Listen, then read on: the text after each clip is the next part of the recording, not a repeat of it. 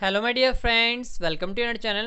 Friends, आज हम 10th class का सब्जेक्ट मैथ का PSCB model test paper 2023 solve करने वाले हैं। ये पंजाब स्कूल एजुकेशन बोर्ड की तरफ से सैम्पल पेपर प्रोवाइड किया गया है 10th क्लास के लिए। ओके फ्रेंड्स, ये सैम्पल पेपर आपको पंजाब स्कूल एजुकेशन बोर्ड की ऑफिशियल वेबसाइट से भी मिल जाएगा। वहाँ पर ये आपको पंजाबी मीडियम में मिलेगा। ओके फ्रेंड्स, हमने इसे एडिट करके इंग्लिश मीडियम में फाइनली कन्वर्ट कर लिया है। ओके फ्रेंड्स, कुछ मिस्टेक्स मिले तो प्लीज़ इग्नोर कर दीजिएगा। चलिए वीडियो को शुरू करते हैं। ये जो मॉडल टेस्ट पेपर है, इसमें हमने पार्ट बाय पार्ट हम इसकी वीडियो बनाएंगे। पार्ट नंबर ए के क्वेश्चन, फिर पार्ट नंबर बी के क्वेश्चन, फिर पार्ट नंबर सी के क्वेश्चन और फाइनली पार्ट नंबर डी के सभी क्वेश्चन को सॉल्व किया जाएगा। ओके फ्रेंड्स, आज हम इस वीडियो में पार्ट नंबर ए के सभी क्वेश्चन को सॉल्व करेंगे। पार्ट नंबर ए हमारा 1 मार्क्स का है। इसमें हमारे पास कुल मिलाकर 32 क्वेश्चन दिए गए हैं। आज हम ये 32 मार्क्स अपने कंप्लीट करेंगे। तो चलिए लेट्स स्टार्ट करते हैं वीडियो को। इसमें जो हमारा सबसे पहला क्वेश्चन है, कुछ इस अकॉर्डिंग पूछा गया है। बोला गया है fill the blanks to complete.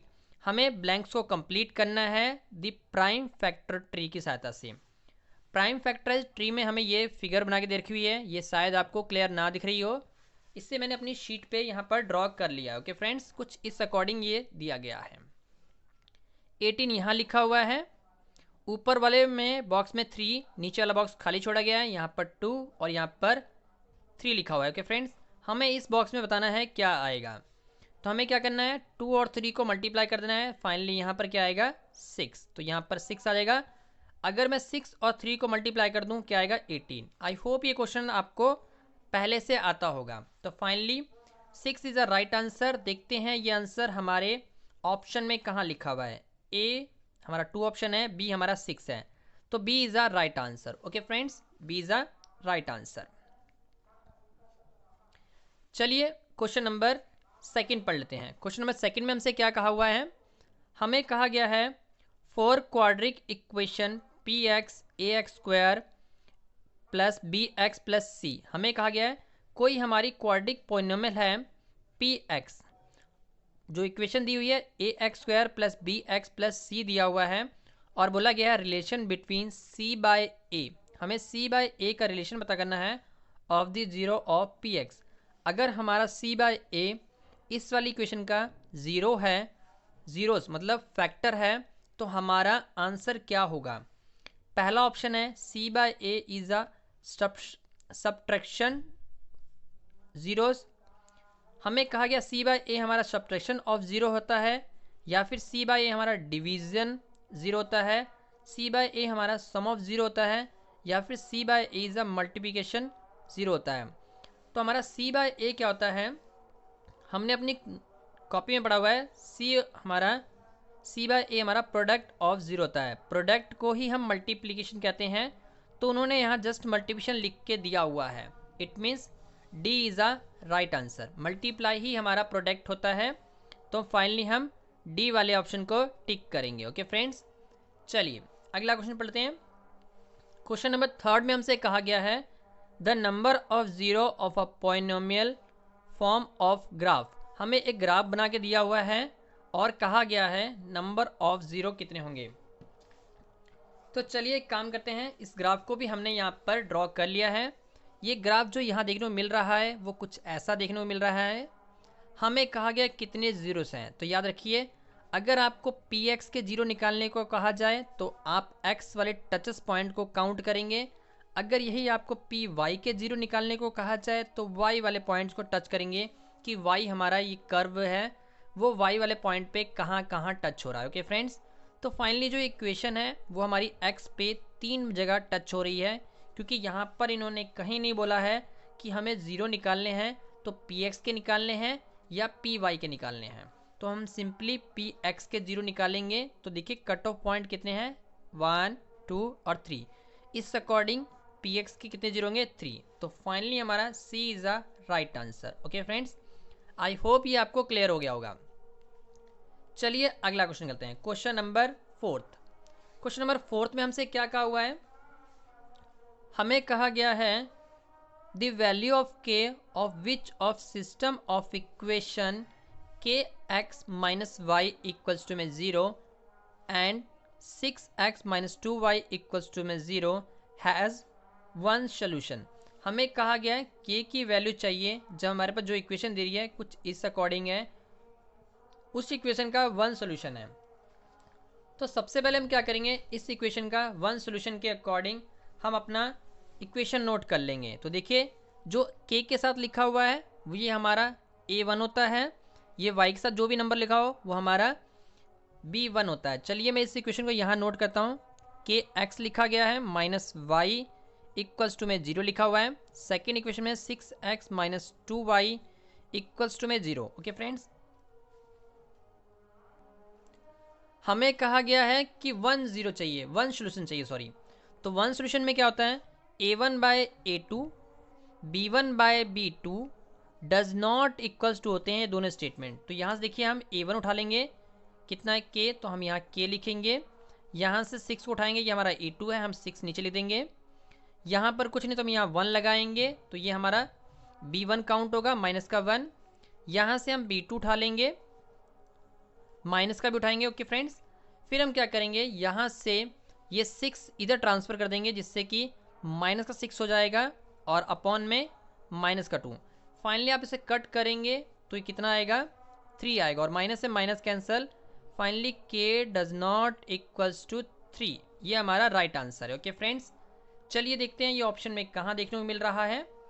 One solution के लिए बोला गया था, तो ये हमारा option number B is a right answer. Okay friends, option B is a right answer. चलिए अगला क्वेश्चन करते हैं।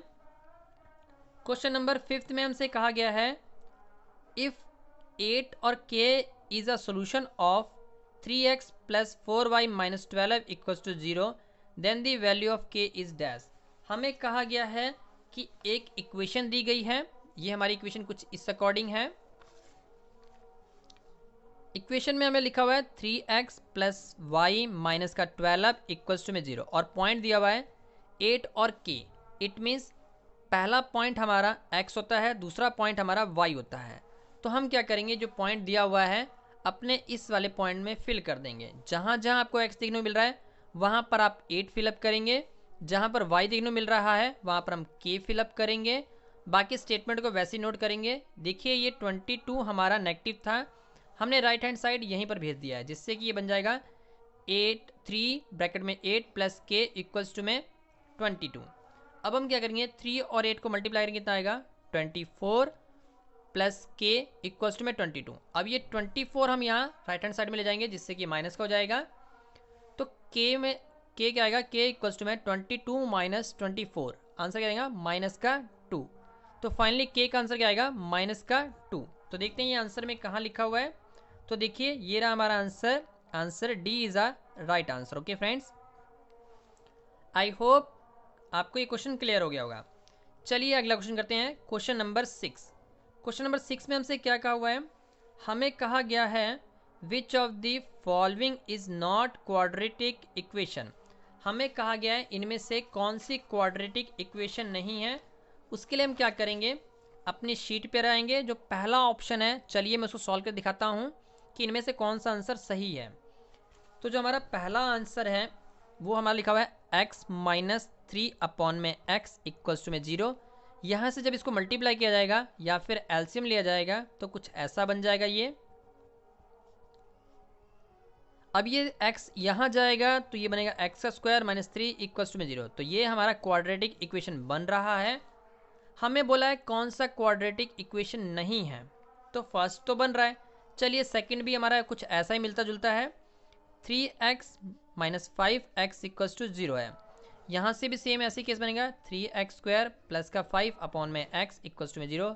ये x उधर चल जाएगा जिससे कि बन जाएगा ये 3x स्क्वायर 5 इक्वल्स टू में 0 हो जाएगा। ओके फ्रेंड्स, ये भी हमारा क्वाड्रेटिक बन रहा है। चलिए थर्ड सॉल्व करते हैं। ये हमसे क्या कहा हुआ है, x प्लस 1 अपॉन एक्स, इसका भी छोटा सा एलसीएम लेंगे, कितना आएगा एक्स स्क्वायर 1 लगाकर, यहाँ कितना आएगा प्लस में 1 अपॉन में x इक्वल्स टू में 0। यहाँ से x मल्टीप्लाई होगा इधर अपॉन लगा कर 1 में, तो ये भी x square plus 1 equals to में 0। तो ये भी क्वाड्रेटिक इक्वेशन बन रहा है। तो लास्ट ऑप्शन बचती है हमारे पास ये एक्स का स्क्वायर माइनस 3 इक्वल्स टू में एक्स स्क्वायर माइनस का 4। फाइनली में ये क्या करेंगे, यहाँ से एक्स स्क्वायर कैंसिल कर देंगे, जिससे कि हो जाएगा माइनस का 3 माइनस का 4x। अब हम इसको इधर ले आएंगे तो क्या आएगा, 4x पॉजिटिव जाएगा, माइनस 3 इक्वल्स टू में 0। देखिए यही इक्वेशन है जो क्वाड्रेटिक नहीं बन रही है, जिसमें हाईएस्ट पावर 2 नहीं बन रही है, वही हमारा क्वाड्रेटिक इक्वेशन होता है, not a quadratic equation. Okay friends, तो D is a right answer. यही हमारी क्वाड्रेटिक इक्वेशन नहीं है, बाकी सभी क्वाड्रेटिक इक्वेशन है, क्योंकि इनकी हाईएस्ट पावर देखिए 2 बन रही है। ओके फ्रेंड्स, इट मीन्स ये क्वाड्रेटिक इक्वेशन तीनों इक्वेशन है, एक ही नहीं है जो कि हमसे पूछा गया था। आई होप ये क्वेश्चन आपको क्लियर हो गया होगा। चलिए अगला क्वेश्चन करते हैं, क्वेश्चन नंबर 7। क्वेश्चन नंबर 7 में हमसे क्या कहा हुआ है, हमें कहा गया है 4AP3 1 -1 -3 dot dot dot right the common difference of D.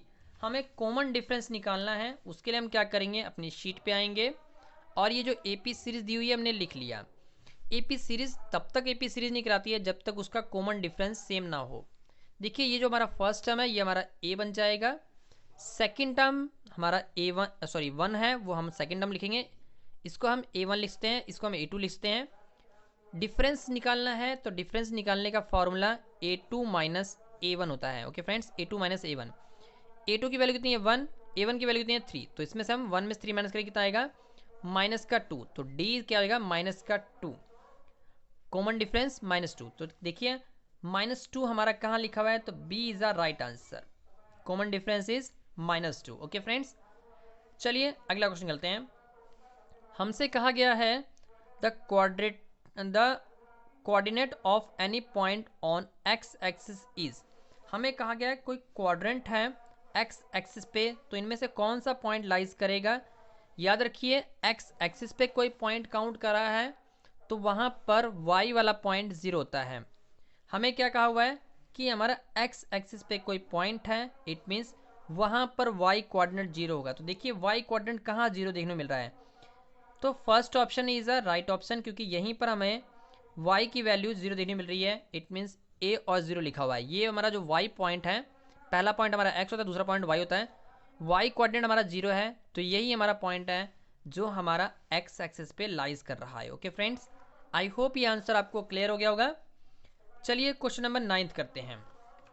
Question number 9 में हमसे क्या कहा हुआ है, हमें कहा गया है 9 second a minus 9 10 square a।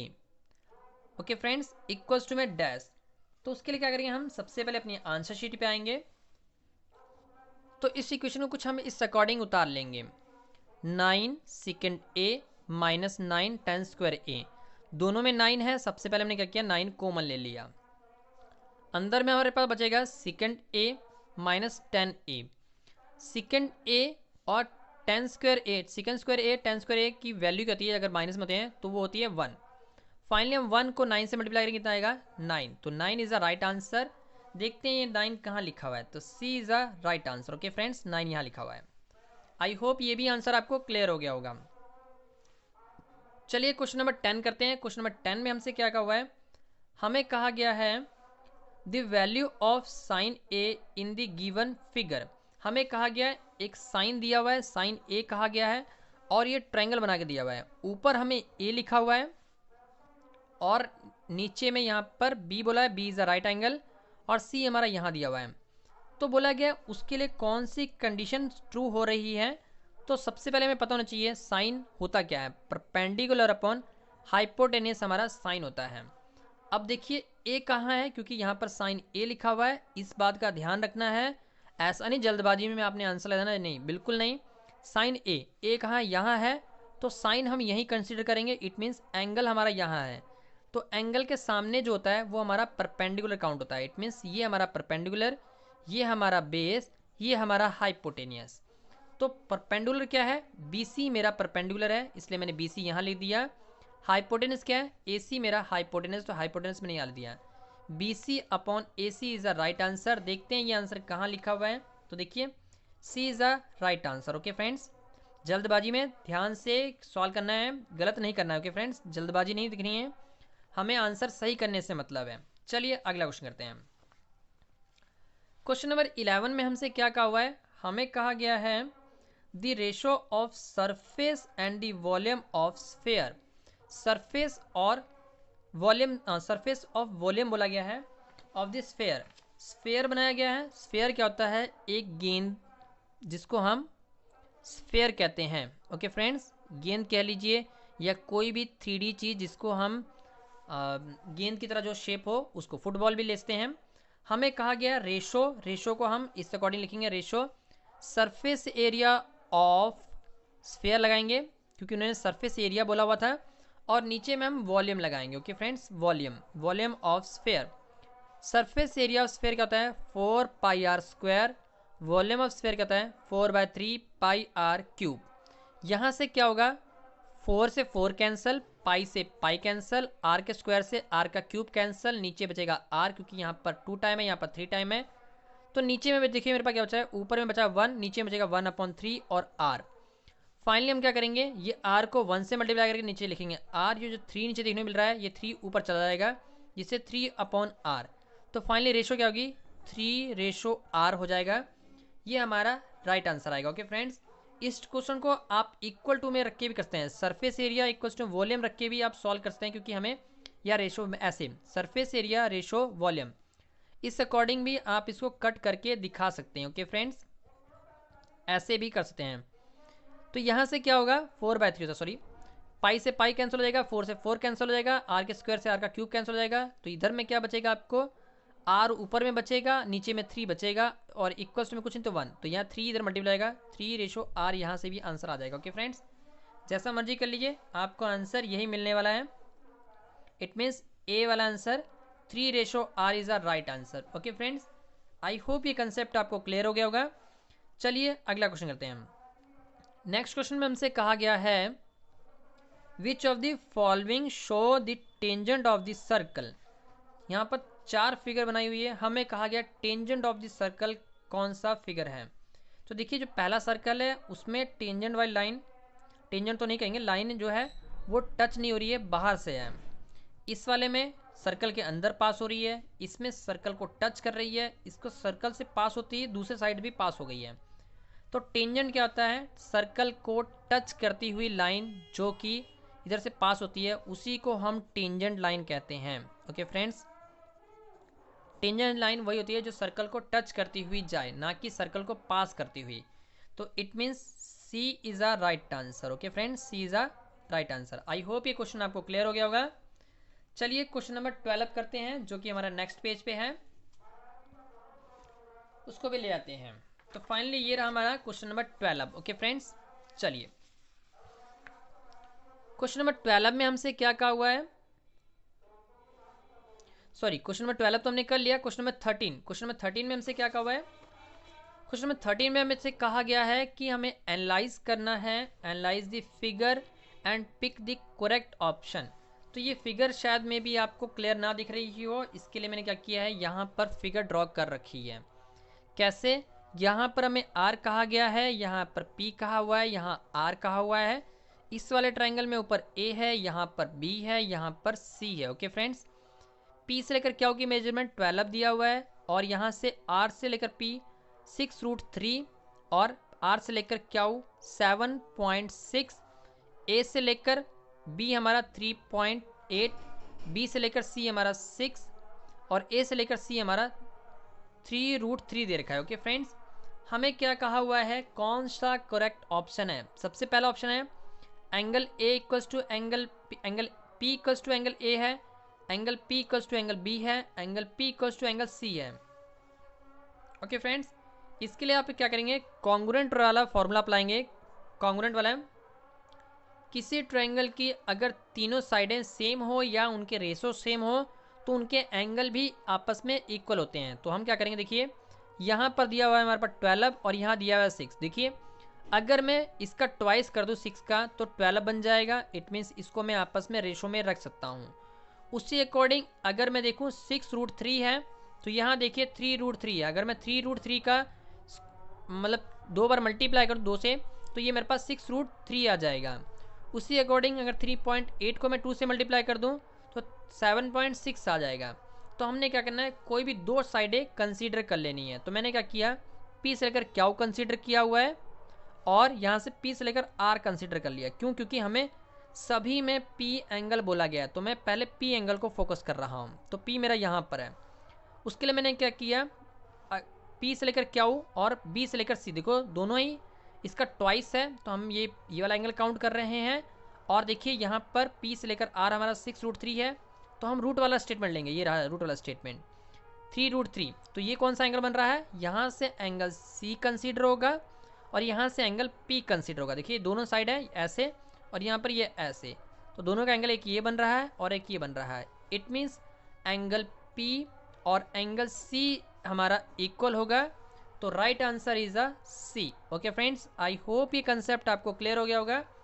इसी अकॉर्डिंग अगर आपको कोई और मेजरमेंट दी हो तो आप ऐसा ही सॉल्व करेंगे। ओके फ्रेंड्स, चलिए क्वेश्चन नंबर 14 करते हैं। इसमें हमसे क्या कहा हुआ है, हमें कहा गया है which cricketer take by the bowling in the 10 match as a follower, find the mode of the data. हमें डाटा दिया हुआ है कि एक बॉलर है जिसने 10 मैच खेले हैं। पहले मैच में 2 विकेट, फिर दूसरे मैच में 6, 4, 5, 0, 2, 1, 3, 2, 3, इस अकॉर्डिंग उसने विकेट लिए हुए हैं। हमसे कहा गया है मॉड, तो मॉड तो सभी को निकालना आता है। मॉड क्या होता है, एक स्टेप याद रखना है अपने, mod is a highest occurring term. Occurring मतलब आने वाली टर्म, जो सबसे ज़्यादा बार आई हो वही हमारा मॉड होता है। तो सबसे ज़्यादा बार हमारा क्या आया हुआ है, देखिए यहाँ पर भी 2 है, यहाँ पर भी 2 है और यहाँ पर भी 2 है। 2 हमारा सबसे हाईएस्ट टर्म आया हुआ है, मतलब सबसे ज़्यादा बार आया है, तो वही हमारा मॉड कहलाएगा। उसके अकॉर्डिंग देखिए 3 मेरा 2 टाइम आया हुआ है, उसके अलावा और कोई भी टर्म रिपीट नहीं हो रही है, सिर्फ 2 मेरा 3 टाइम रिपीट हुआ है, तो 2 हमारा मॉड कहलाएगा। ओके फ्रेंड्स, तो answer is a 2। It means B is a right answer. Okay friends, चलिए क्वेश्चन नंबर 15 करते हैं। क्वेश्चन नंबर 15 में हमसे क्या कहा हुआ है, हमें कहा गया है अ bag has 4 red ball and 2 yellow balls. A ball drawn from the bag without looking into the bag. हमें कहा गया है एक बैग है जिसमें 4 रेड गेंदे हैं, 4 लाल गेंदे हैं और 2 येलो गेंदे हैं। ओके फ्रेंड्स, अब ball is drawn from the bag, एक बॉल निकाला गया। ड्रॉन मतलब निकालना, एक बॉल निकाली गई है विदाउट बैग में। देखे the probability of getting red ball, red ball की प्रोबेबिलिटी निकालनी है। सबसे पहले हम क्या करेंगे, यहाँ पर लिखेंगे हमारे पास रेड गेंदे कितनी हैं, तो हमारे पास 4 रेड गेंदे हैं। येलो गेंदे कितनी हैं, 2 हैं, तो टोटल नंबर ऑफ बॉल्स कितनी होगी, 6। अब हम प्रोबेबिलिटी निकालेंगे, तो फॉर्मूला क्या है, प्रोबेबिलिटी गेटिंग रेड बॉल, तो हमारे पास फॉर्मूला है आउटकम अपॉन में टोटल आउटकम।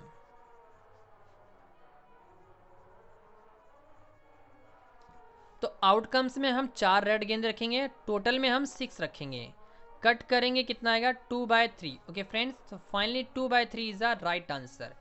चलिए देखते हैं ऑप्शन में कहाँ देखने को मिल रहा है। तो ये रहा हमारा 2/3 is the right answer, A is the right answer. Okay friends, चलिए अगला क्वेश्चन करते हैं। क्वेश्चन नंबर 16 हमसे कहा गया है if a angle subtended at the centre of the circle is 360 degree, then the area of the sector of the circle of the radius 6 centimetre. हमें कहा गया है एक सर्कल ड्रॉ कहा गया है और उसका जो कंप्लीट एंगल है वो 360 बन रहा है, और रेडियस देखिए हमें आर कहा गया है। इन्होंने स्पेशल कहा है रेडियस आपने आर मान के चलना है, तो हमने लिखा रेडियस ऑफ सेक्टर आर मान लिया, और थीटा हमें कहा गया है या एंगल ऑफ सेक्टर 360 डिग्री कहा गया है। तो एरिया ऑफ सेक्टर क्या निकलेगा, तो हम लिखेंगे area of sector θ/360 pi R square. Okay friends, theta की वैल्यू हम 360 भर लेंगे और 360 नीचे भी लिखा हुआ है 360। पाई आर का स्क्वायर हमने वैसे रखा क्योंकि सभी के अंदर पाई आर स्क्वायर देखने को मिल रहा है। हमने थीटा से थीटा 360 दोनों कट कर लिया। फाइनली हमारे पास क्या बचेगा, पाई आर स्क्वायर हमारा आंसर आ जाएगा। ओके फ्रेंड्स, तो पाई आर स्क्वायर हमारा आंसर कहाँ है, तो ये देखिए पहला ही ऑप्शन है पाई आर स्क्वायर, तो first is a right answer. Okay friends, I hope ये भी आपको क्लियर हो गया होगा। चलिए अगला क्वेश्चन करते हैं। अगला क्वेश्चन हमसे बोला गया है ट्रू फॉल्स है। इसमें हमसे कहा गया है पहला question, the graph of equation y equals to -3 is a straight line parallel to the x axis. हमें कहा गया है कोई एक स्ट्रेट लाइन ड्रॉ हो रही है कुछ ऐसे। देखिए हमें इक्वेशन में बोला गया y इक्वल्स टू -3 बनाना है, तो हम ग्राफ जब ड्रॉ करेंगे तो ग्राफ ऐसे बनता है, x इधर -x इधर, y पॉजिटिव इधर और नेगेटिव इधर। हमें y इक्वल्स टू -3, तो -3 कहाँ है, देखिए ये रहा -3, इसके अलावा और कोई पॉइंट नहीं है, तो हम ऐसी पास करती हुई एक लाइन ड्रॉ कर देंगे। ओके फ्रेंड्स, तो देखिए जो लाइन है किसके पैरेलल है, वो हमारी x एक्सिस के पैरेलल है। ओके फ्रेंड्स, तो आंसर में हम क्या लिखेंगे, तो इन्होंने कहा था क्या जो हमारी लाइन है y equals to -3 x axis के पैरेलल होगा, तो बिल्कुल सही है, ये एक ट्रू स्टेटमेंट कही जा रही है, आंसर लिखेंगे आप ट्रू। ओके फ्रेंड्स, चलिए अगला क्वेश्चन करते हैं। आई होप ये क्वेश्चन आपको क्लियर हो गया होगा। नेक्स्ट क्वेश्चन में हमसे कहा गया है if the root of quadratic equation ax² + bx + c = 0 are not real. हमें कहा गया है कोई क्वाड्रेटिक इक्वेशन है, उसको हमने यहाँ नोट कर दिया है, ax² + bx + c = 0। हमें कहा गया not a real root, not real root चाहिए हमें। ओके फ्रेंड्स, तो उसकी कंडीशन क्या d = > 2 होती है, तो हमें कहा गया नॉट रियल रूट के लिए क्या ये कंडीशन ट्रू है। तो ध्यान दीजिए नॉट रियल रूट कब होता है, जब हमारा ये वैल्यू नेगेटिव में बने। ओके फ्रेंड्स, नेगेटिव में, नेगेटिव रूट बने। ओके, तो हमारा जो ये कंडीशन होता है ये d > 0, जब भी > 0 होगा तो उस कंडीशन में हमारे पास रूट जो है वो रियल बनते हैं, नॉट रियल नहीं बनते हैं। ओके फ्रेंड्स, तो ये एक रॉन्ग स्टेटमेंट कही जा रही है, इसका आंसर आप फॉल्स लिखेंगे। ओके फ्रेंड्स, आई होप ये कंसेप्ट आपको क्लियर हो गया होगा। चलिए अगला क्वेश्चन करते हैं। क्वेश्चन नंबर 3 में हमसे कहा गया है if nth term of AP is an equals to 3 + 4n then the 10th term is 45। हमें कहा गया है अगर हमारा कोई an टर्म है वो दिया हुआ है a + 3 an equals to a + 4n दिया हुआ है, an इक्वल्स टू 3 + 4n दिया हुआ है, और हमें कहा गया है कि 10th जो टर्म है क्या उसकी 45 होगी। तो हम क्या करेंगे, जहाँ जहाँ n दिया हुआ है इस स्टेटमेंट में, ऊपर वाले स्टेटमेंट में, हम वहाँ पर 10 फिलअप करेंगे। तो देखिए n की जगह पे मैं 10 फिलअप कर लिया, उसी अकॉर्डिंग n की जगह पे 10 यहाँ फिलअप कर लिया। इसको जब सॉल्व करेंगे तो कितना आएगा, 4 को 10 से मल्टीप्लाई किया 40, 40 में 3 ऐड करेंगे कितना आएगा 43। और उन्होंने हमसे क्या कहा है कि 40 आंसर आना चाहिए, तो बिल्कुल गलत है जी, 40 आंसर तो आएगा ही नहीं, तो ये एक रॉन्ग स्टेटमेंट है, इट मीन्स इसका आंसर हम फॉल्स लिखेंगे। ओके फ्रेंड्स, चलिए अगला क्वेश्चन करते हैं। हमसे कहा गया है the distance of the point P 3 और 4 फ्रॉम द 0 इज 5 यूनिट। हमें कहा गया है कोई हमारा पॉइंट है P 3 और 4 और कोई हमारा ओरिजिन पॉइंट है, ओरिजिन हमेशा हमारा 0 0 होता है। ओके फ्रेंड्स, वहाँ से P से लेकर O का जो डिस्टेंस है वो क्या 5 यूनिट आएगा। अगर 5 यूनिट आएगा तो हम उसका आंसर ट्रू लिखेंगे। तो हमने क्या किया, लिखा डिस्टेंस ऑफ OP और फॉर्मूला अप्लाई कर लिया रूट अंडर में x2 - x1 का whole square plus y2 - y1 का होल स्क्वायर। ये हमारा x1, ये हमारा y1, नीचे वाली टर्म x2, दूसरी वाली टर्म y2, और इसी अकॉर्डिंग हमने जब यह फिलअप कर लिया तो यहाँ पर -3 का होल स्क्वायर करेंगे, यहाँ पर 4 का होल स्क्वायर करेंगे, -4 का, तो आएगा 9, और यहाँ से कितना आएगा 16, इनको ऐड करके कितना आएगा 25, 25 का रूट कितना है 5। तो बिल्कुल सही है जी, इसका जो रूट है हमारा 5 ही आ रहा है, तो ये एक ट्रू स्टेटमेंट कही जा रही है, इसका आंसर आप ट्रू लिखेंगे। ओके फ्रेंड्स, OP का डिस्टेंस, सॉरी P वाले पॉइंट से ओरिजिन का डिस्टेंस 5 यूनिट ही आ रहा है, इसका आंसर ट्रू है। चलिए अगला क्वेश्चन करते हैं। क्वेश्चन नंबर 5 में हमसे कहा गया है साइन A 4/3 कहा हुआ है for some value of angle A। हमें कहा गया है अगर हमें साइन A दिया गया है, साइन A, तो उसकी वैल्यू 4/3 होगी या नहीं होगी, हमें ये पूछा गया है। तो देखिए साइन ए होता क्या है, परपेंडिकुलर अपॉन हाइपोटेनियस, ये तो पता ही आपको, साइन थीटा हमारा परपेंडिकुलर हाइपोटेनियस है। तो हमने क्या किया, ये एक ट्राइंगल ड्रॉ कर लिया है, इसमें हमने यही वैल्यू सब्स्टिट्यूट कर दी है। P इज कॉल्ड परपेंडिकुलर, तो हमने 4 परपेंडिकुलर रख लिया है, 4 हमारा परपेंडिकुलर, हाइपोटेनियस में 3 रख लिया है, तो ये यहाँ भर दिया है। याद रखिए हाइपोटेनियस हमेशा परपेंडिकुलर और बेस से बड़ा ही होता है, इन दोनों का सम करेंगे तो हाइपोटेनियस बनता है। ओके फ्रेंड्स, तो हाइपोटेनियस कभी भी साइड या परपेंडिकुलर या बेस से छोटा नहीं होता है। तो इट मीन्स ये एक गलत स्टेटमेंट कही जा रही है, ये एक रॉन्ग स्टेटमेंट है। इट मीन्स इसका आंसर आप फॉल्स लिखेंगे। ओके फ्रेंड्स, चलिए अगला क्वेश्चन चलते हैं। अगले क्वेश्चन में हमसे कहा गया है if the base and height of the cone is equals to the base and height of the cylinder. हमने क्या किया, एक कोन ड्रॉ कर लिया और एक सिलेंडर ड्रॉ कर लिया। उन्होंने कहा है जितना इसका रेडियस है कोन का उतना ही रेडियस सिलेंडर का है, जितनी हाइट कोन की है उतनी हाइट सिलेंडर की भी है। ये हमारा रेडियस होता है और ये हमारी हाइट होती है। ओके फ्रेंड्स, ये हमारा स्लैंट हाइट होता है, इसको हम एल कहते हैं। तो उन्होंने कहा है बेस और हाइट, तो बेस हम इसको मानते हैं, हाइट इसको मानते हैं, दोनों का इक्वल है, then the ratio of the volume will be 3 और 1 हमें कहा गया है। तो क्या इस कंडीशन में इन दोनों के वॉल्यूम अगर निकाले तो क्या 3:1 आएगा। तो हमने क्या किया, रेशो को इस अकॉर्डिंग लिख लिया है, वॉल्यूम ऑफ कोन ऊपर लिखा है और वॉल्यूम ऑफ सिलेंडर नीचे लिखकर कटिंग करेंगे हम। वॉल्यूम ऑफ कोन क्या होता है 1/3 πr² h, और यहाँ पर वॉल्यूम सिलेंडर क्या होता है πr² h। देखिए ये पूरा कैंसिल हो जाएगा, जिससे कि ऊपर 1/3 बचेगा, नीचे 1 बचेगा। इसको जब सीधा करेंगे तो 1:3 आएगा। ओके फ्रेंड्स, 1:3 आएगा। तो फाइनली ये हमारे पास आंसर आया 1:3, और हमें कहा गया कि रेशो हमारा 3:1 आना चाहिए। तो बिल्कुल ये गलत स्टेटमेंट साबित हो रही है। इट मीन्स इसका आंसर आप फॉल्स लिखेंगे। ओके फ्रेंड्स, चलिए अगला क्वेश्चन निकलते हैं, क्वेश्चन नंबर 7। इसमें हमसे कहा गया है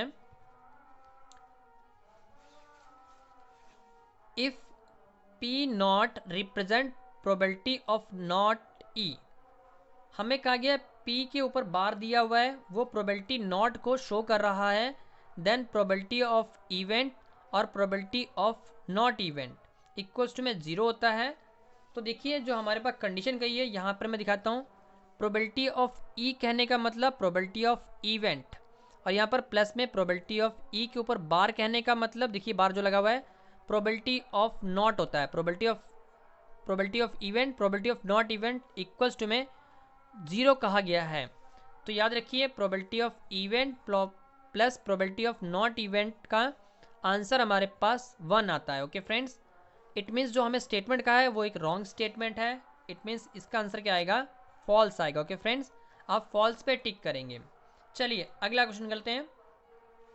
हमसे कहा गया है 2 tangent can be drawn to the circle from an initial point of the circle. हमें कहा गया है क्या अगर हम 2 टेंजेंट ड्रॉ कर सकते हैं जब हमारा पॉइंट जो है, इनिशियल पॉइंट जो है वो सर्कल के अंदर है, जो हमारा पॉइंट है वो सर्कल के अंदर लाइज कर रहा है, जैसे कि मैंने डायग्राम में बताया हुआ है, सर्कल ड्रॉ किया और पॉइंट हमने सर्कल के अंदर ड्रॉ कर दिया है। तो क्या मैं यहाँ से सर्कल के ऊपर 2 टेंजेंट ड्रॉ कर सकता हूँ? तो बिल्कुल नहीं।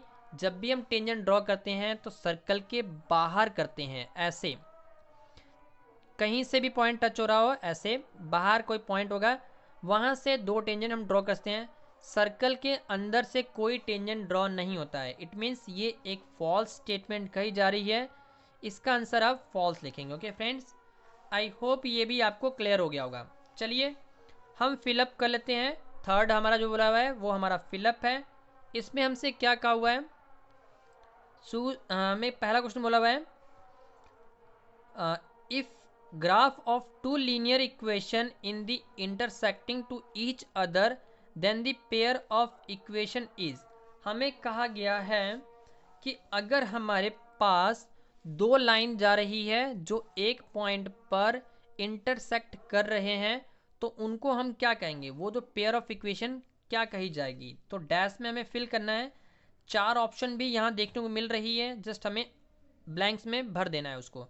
तो देखिए जब भी हमारे दो लाइन कट होती है तो कंसिस्टेंट लाइन होती है जो हमारे पास एक पॉइंट पर कट होती है। ओके फ्रेंड्स, तो pair of equation is consistent line. Okay friends, हम क्या लिखेंगे, consistent line, it means B is the right answer. चलिए अगला क्वेश्चन करते हैं। अगले क्वेश्चन में हमसे कहा गया है all square are dash congruent similar equal none of this. Okay friends, तो हमने क्या किया, ऑल सर्कल आर डैश लिखा। सभी सर्कल क्या होते हैं हमारे पास, सिमिलर, चाहे वो बड़ा सर्कल बन रहा हो या छोटा स्क्वायर बन रहा हो। Okay friends, all square are dash हमें कहा गया है, तो ऑल स्क्वायर क्या होते हैं, सिमिलर होते हैं, चाहे बड़ा स्क्वायर बना है या छोटा स्क्वायर क्यों ना बन रहा हो, सभी स्क्वायर एक जैसे ही होते हैं। ओके फ्रेंड्स, तो सिमिलर कहते हैं, एक जैसे को सिमिलर कहा जाता है। भले मेजरमेंट में अंतर है कोई बात नहीं, पर वो स्क्वायर ही है। ओके फ्रेंड्स, इसका आंसर हम क्या लिखेंगे, B is the right answer, similar. चलिए अगला क्वेश्चन करते हैं, question number third. Question number third में हमसे कहा गया है if the mid point of line segment A B is a M. हमें कहा गया है कोई ग्राफ भी दिया हुआ है, ए हमारा यहाँ बनाया गया है और बी हमारा यहाँ पर, M is a mid point. चलिए मैं इसको कॉपी पे ड्रॉ करता हूँ। तो हम ऐसा कुछ ड्रॉ करेंगे, ए हमारा यहाँ पर है, बी हमारा यहाँ पर है, एम हमें बोला गया मिड पॉइंट है। Then ratio of A M and B M is, हमें कहा गया रेशो, यहाँ हमारा m1 होता है, यहाँ हमारा m2 या m और n भी कई लोग काउंट करते हैं, ये हमारा m और ये हमारा n, ये हमारी रेशो होती है। ओके फ्रेंड्स, b से लेकर m एक रेशो और m से लेकर b एक रेशो।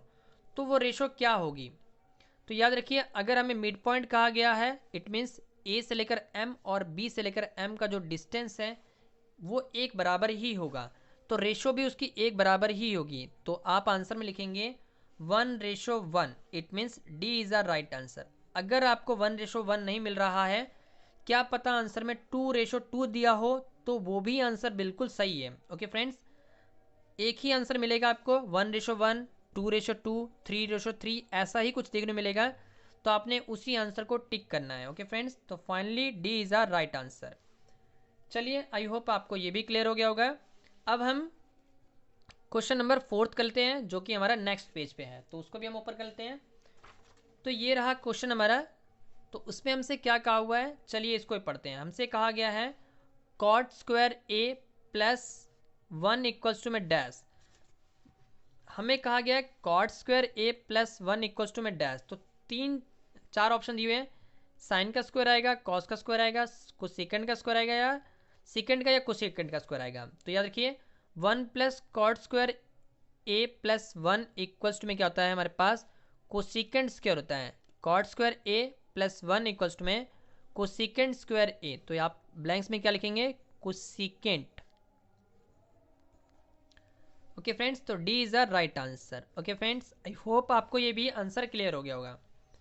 चलिए अगला क्वेश्चन करते हैं, क्वेश्चन नंबर 5। इसमें हमसे क्या कहा हुआ है, the length of an arc of a sector angle is P. हमें कहा गया है कि एक सेक्टर क्रिएट किया जा रहा है। सेक्टर कैसे बनता है, ऐसा सर्कल ड्रॉ किया, उसमें जो एक पार्ट ये बना हुआ है इसको हम सेक्टर कहते हैं, जिसका थीटा हमें पी बोला गया है। इट मीन्स एंगल हमें पी दिया हुआ है और बोला गया है radius of circle is R, capital R दिया हुआ है रेडियस। ओके फ्रेंड्स, थीटा हमारा पी है और रेडियस हमारा आर है। तो हमें कहा गया है लेंथ ऑफ आर्क निकालनी है। क्या चाहिए, लेंथ ऑफ आर्क। देखिए यहाँ बोला गया लेंथ ऑफ आर्क, तो उसका फॉर्मूला याद रखिए, थीटा बाय 360 2 पाई आर इसका फॉर्मूला होता है। तो थीटा की जगह पे हम पी फिलअप करेंगे अपॉन में 360 2 पाई आर, और यहाँ पर देखिए आर की जगह पे हमने कैपिटल आर फिल कर लिया है। अब हम क्या करेंगे, यहाँ से 2 से 360 को कट कर लेंगे, तो जिससे आएगा 180 आ जाएगा। तो फाइनली p अपॉन में 180 पाई आर हमारा आंसर आ जाएगा। देखते हैं ये आंसर हमें कहाँ देखने को मिल रहा है, तो देखिए D is a right answer. Okay friends, D is a right answer. चलिए क्वेश्चन नंबर 6 कर लेते हैं। इसमें हमसे क्या कहा हुआ है, हमें कहा गया है in given figure a toy is obtained from the combination of dash and dash. हमें कहा गया है कि जो गिवन फिगर है, जो जो टॉय दिया हुआ है वो क्या ऑब्टेंड कर रहा है फ्रॉम अ कॉम्बिनेशन, किस कॉम्बिनेशन पे ये बना गया है। तो हमने क्या किया, देखिए जो फिगर दी हुई थी उसको हमने यहाँ ड्रॉ कर लिया है। ये हमारे पास कोन बन रहा है, देखिए कोन बनेगा भी, इतना हिस्सा कोन बन रहा है, और नीचे जब हम आएंगे ये वाला हिस्सा तो ये हमारा स्फेयर बन रहा है। ओके फ्रेंड्स, ये स्फेयर, हेमिस्फेयर। ओके फ्रेंड्स, तो कोन प्लस हेमिस्फेयर बन रहा है आंसर। तो answer B is a right answer, cone plus hemisphere. चलिए मैं इसको सेपरेट बना के दिखाता हूँ, कुछ ऐसा बनेगा ये डायग्राम। ओके फ्रेंड्स, तो क्वेश्चन नंबर हम 6 कर लेते हैं। इसमें हमसे कहा गया है in the given figure a toy is obtained from the combination of dash and dash. हमें कहा गया है एक टॉय बोला गया है, टॉय बन रहा है किसके कॉम्बिनेशन से वो हमें बताना है। तो देखिए जो टॉय है कुछ इस अकॉर्डिंग है, हमने इसे यहाँ पर ड्रॉ कर लिया है। देखिए जो ऊपर वाला इसका जो हिस्सा है वो हमारा कोन बनेगा, कोन कुछ 3D कोन ऐसे बनता है। ओके फ्रेंड्स, और नीचे वाला जो हिस्सा है वो हमारा हेमिस्फेयर बनेगा। Okay friends, hemisphere. तो अगर इसको हम अलग से बनाएं तो कुछ ऐसा बनेगा डायग्राम। देखिए कोन ऐसा बना लिया हमने, और हेमिस्फेयर नीचे बना लेते हैं ऐसे। ओके फ्रेंड्स, तो जो एक फिगर बन रही है, जो टॉय बन रहा है वो हमारा कोन प्लस हेमिस्फेयर से मिलके बन रहा है। ओके फ्रेंड्स, तो फाइनली जो हमारा B is a right answer. हमें दोनों फिलअप में कोन एंड हेमिस्फेयर लिख देंगे। ओके फ्रेंड्स, आई होप ये भी क्वेश्चन आपको क्लियर हो गया होगा। चलिए अगला क्वेश्चन करते हैं, क्वेश्चन नंबर 7। इसमें हमसे कहा गया है in the following dash is a not measure dash is a not measurement of a. Question number 7 में हमसे कहा गया है in the following dash is a not measure of central tendency. Okay friends, हमें कहा गया है इनमें से कौन सा है मेजरमेंट जो सेंट्रल टेंडेंसी के लिए काउंट नहीं किया जाता। ओके फ्रेंड्स, तो देखिए मीन पहले बोला गया है, फिर मीडियन, फिर मॉड, और उसके बाद रेंज कहा गया है। तो ये देखिए रेंज हमारा एक ऑप्शन है जो कि सेंट्रल टेंडेंसी काउंट करने के लिए नहीं बनाए। Okay friends, not measure of a central tendency, it means range is a right answer, it means D is a right answer. Okay friends, I hope ये भी आंसर आपको क्लियर हो गया होगा। चलिए अगला क्वेश्चन चलते हैं। अगले क्वेश्चन में हमसे कहा गया है क्वेश्चन नंबर 8 में if we toss a coin once time. अगर हम कोई क्वाइन को एक बार उछाल रहे हैं। ओके फ्रेंड्स, क्वाइन क्वाइन कैसा होता है, क्वाइन में एक तरफ हेड बना होता है, तो चलिए हम हेड बनाते हैं, ऐसे ही कुछ है। ओके फ्रेंड्स, और टेल में यहाँ पर काउंटिंग लिखी होती है 1 या 2 या जितने का भी सिक्का आप उछाल रहे हैं, इसको हम हेड कहते हैं, इसको हम टेल कहते हैं। एक सिक्के को एक बार उछाला गया है, then the probability of getting head, head आने की प्रोबेबिलिटी क्या है। ओके फ्रेंड्स, अगर हम सिक्का को उछालेंगे या तो हेड आएगा या तो टेल आएगा, तो हाफ हाफ चांसेस है दोनों के। तो इट मीन्स कुल मिला के B is a right answer, 1/2 is a right answer. Okay friends, I hope ये सारा क्वेश्चन आपको क्लियर हो गएंगे। हमने इसी अकॉर्डिंग पार्ट नंबर ए के सभी क्वेश्चन को सॉल्व कर लिया है। पार्ट नंबर ए हमारा 1 मार्क्स था जिसमें हमने 32 क्वेश्चन कंप्लीट कर लिए हैं। नेक्स्ट वीडियो में हम पार्ट नंबर बी के सभी क्वेश्चन को सॉल्व करेंगे। ये जो सैम्पल पेपर है हम इसे बारी बारी से सॉल्व करेंगे, पार्ट 1, पार्ट 2, पार्ट 3 और part 4। It means A B C और डी करके हम चारों पार्ट को सॉल्व करेंगे। ओके फ्रेंड्स, आई होप ये क्वेश्चन आपको सभी क्वेश्चन क्लियर हो गएंगे। किस तरह की दिक्कत परेशानी आती है हमें कमेंट कीजिए, हम उसका सोल्यूशन करने की पूरी कोशिश करेंगे। Keep supporting us, please like share us का मेरे चैनल। Thank you, take care, all the best for exam. Video अच्छी लगी हो तो लाइक जरूर कीजिएगा और हमारी वीडियो को शेयर जरूर करिएगा। Keep supporting us, thank you.